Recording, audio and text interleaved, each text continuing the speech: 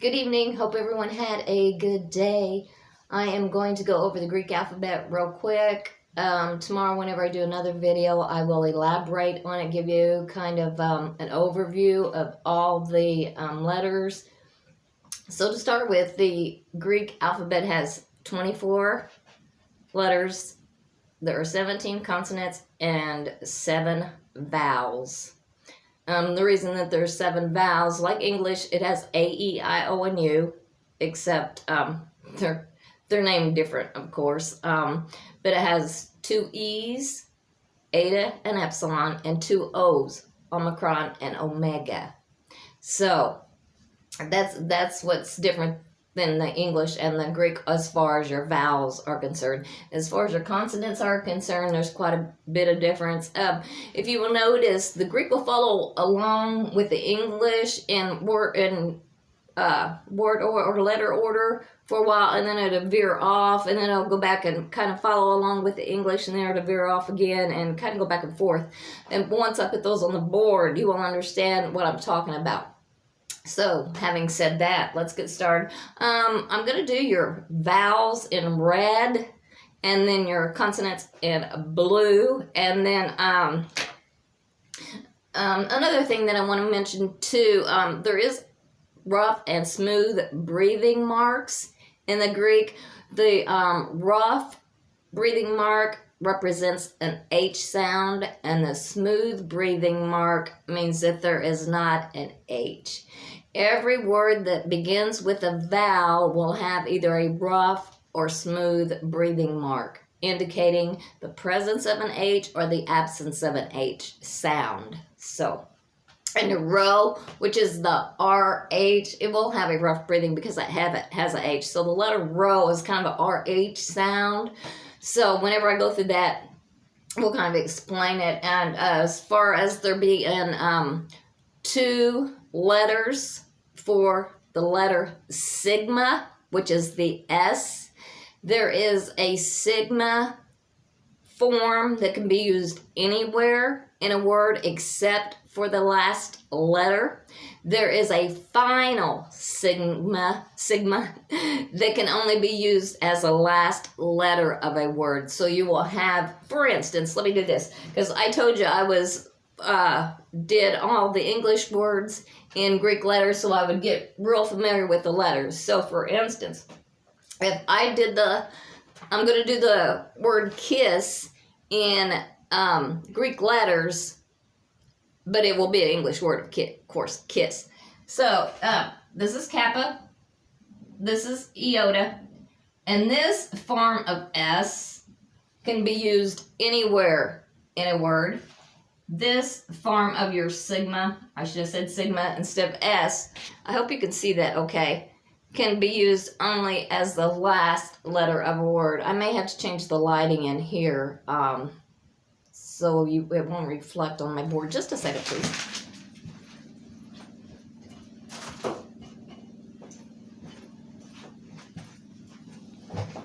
So there, that's much better.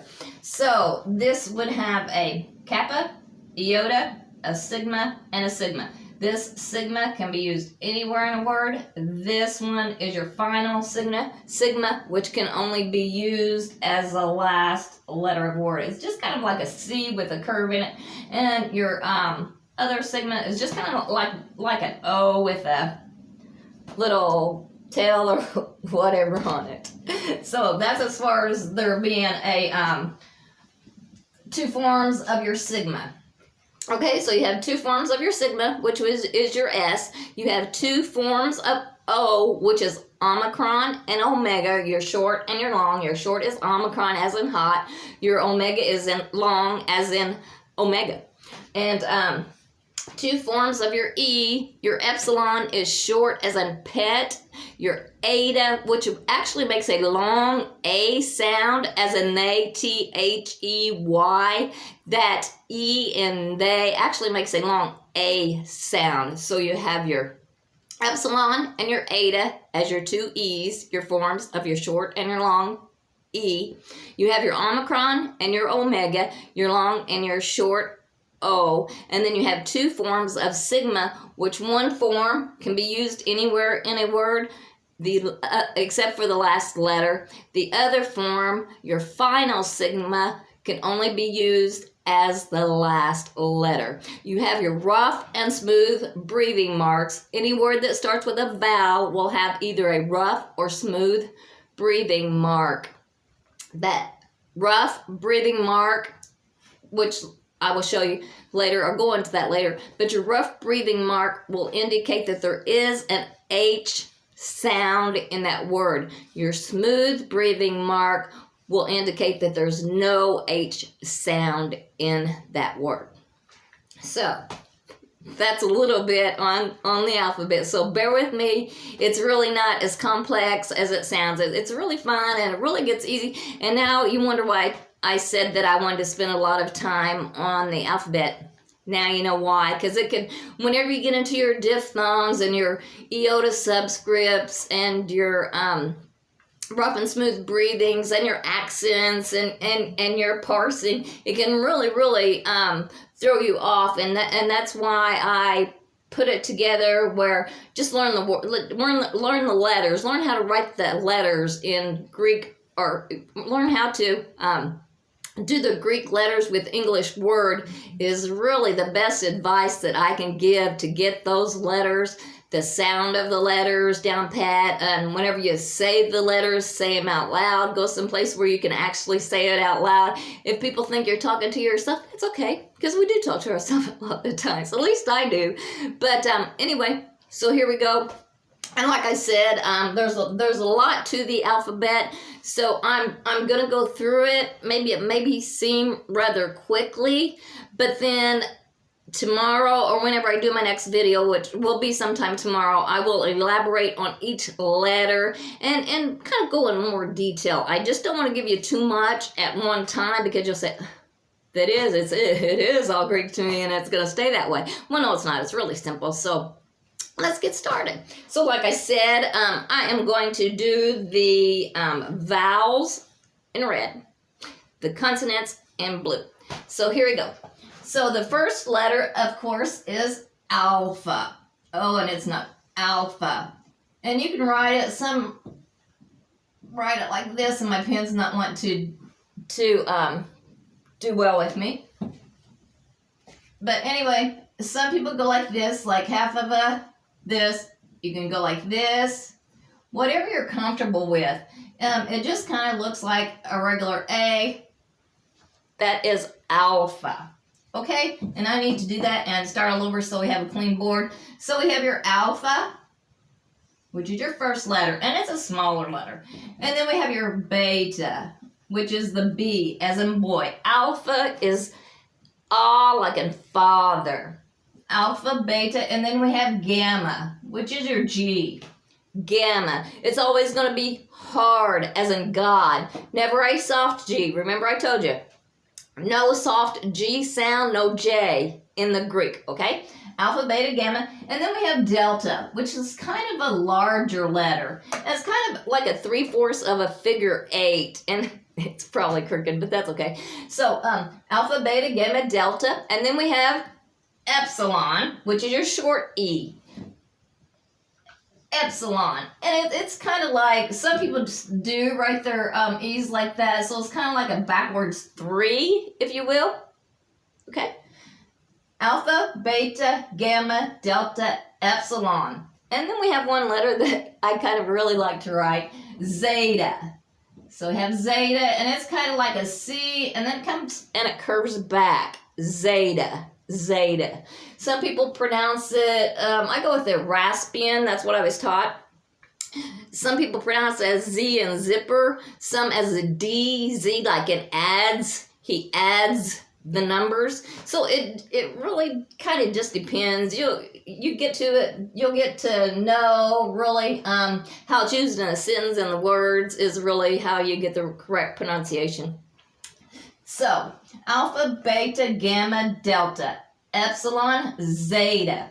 And then we have your long E, which is actually pronounced as an A sound, as in they. So that is just like our N has a little tail. Eta. Alpha, beta, gamma, delta, epsilon, zeta, eta. And then we have theta, which is one of your double consonants. It's actually two letters that form one letter. It's a TH, as in the Greek word for God is theos. So it would be your TH, it would be theta, epsilon, omicron, sigma. Theta. Theos. I'm sorry, theos. So that's theta. So it is written, some people go like this and down and this. Some people make this and go across. It just depends if whatever style you get writing to is or familiar with is good. So after theta is your other vowel, your iota, sometimes mispronounced as iota. It is not iota. It makes it's pronounced like with a double E, so it's iota. And it's just like your RI, except no dot. Iota. And then we have, I switched those letters, the colors around. Okay, that's okay.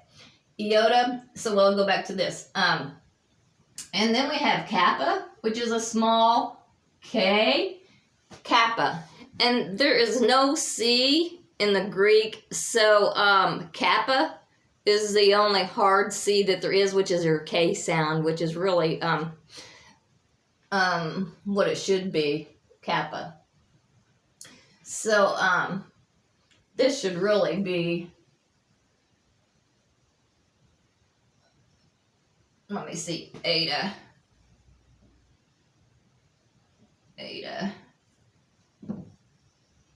theta,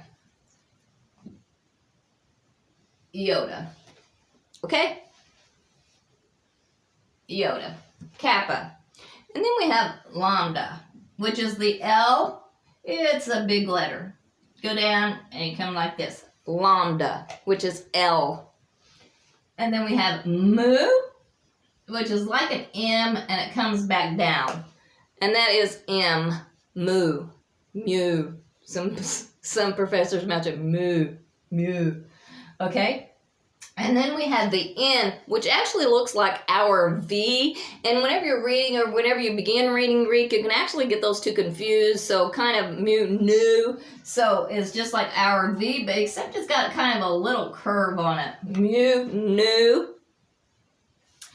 And then we have Kasi, which is kind of a KS or an X, like it as in box, BOX. So your Kasi, which is another fun letter to write. Kasi, it's like a big, epsilon really, or like a big springy thing with that on the end. So Kasi, okay, it's pronounced as in box, not like X as an X-ray, so it's box.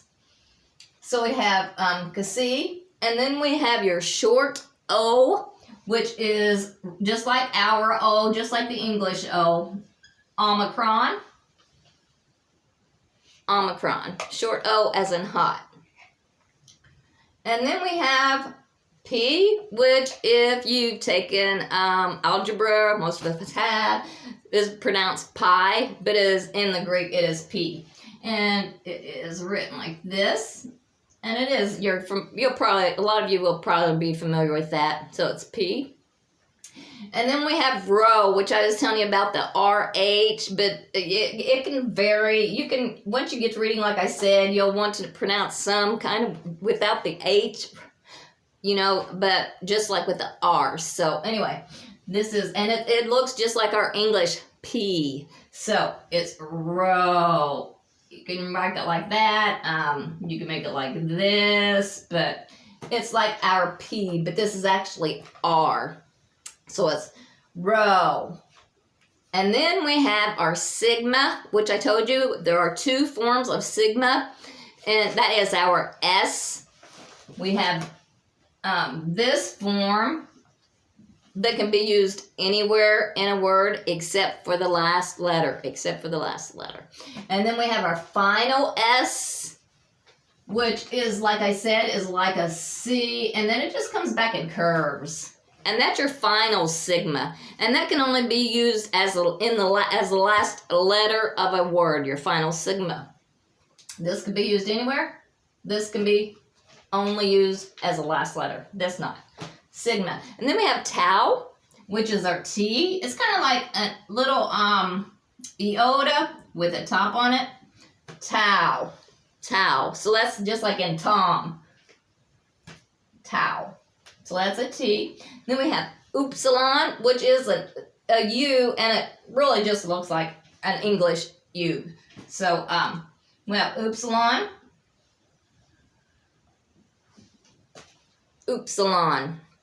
And it can be pronounced different ways. Ooh, as in ooh, like in food, or like in upper. So it can be pronounced either short or long.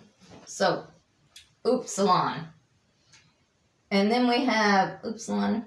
Then we have a phi. So phi is another double another double consonant. It is, remember, double consonants, 2 letters that make 1 letter. So it is your PH, as in a Philip. So you can make it this way. Some people make it this way and down. Some people go around. Oops. Wrong color. Go around and then down. Or some people just come on around and just don't lift the pen. Just a phi. So that is phi, PH, as in Philip. This is your theta, that's your TH, as in theos, as in God. So, phi. And then we have another double consonant, and you'll be familiar with this because it's your chi or ki. You can pronounce it either way. I use the phi, ki, psi because it rhymes, and I've just gotten used to pronouncing them that way. Phi. So ki is just like our X.